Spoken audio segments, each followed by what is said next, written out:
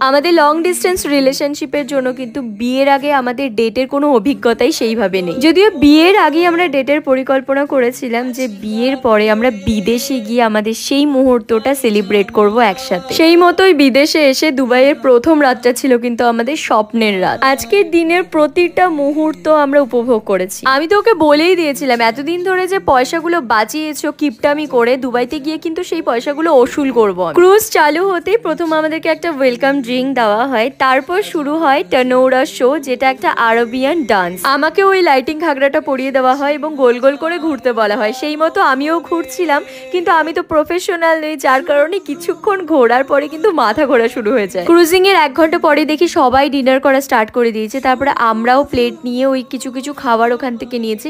আমার ইচ্ছে ছিল প্রত্যেকটা খাবারই একটু একটু করে টেস্ট করার, বাট ওখানকার ফ্লেভারটা একটু আলাদা, তো তাই কিন্তু অনেকটা খাবারই নষ্ট হয়েছে। আরও একটা কথা, এই চ্যানেলে লং ভিডিও কিন্তু চলে এসেছে, যাও গিয়ে এখনই দেখে আস।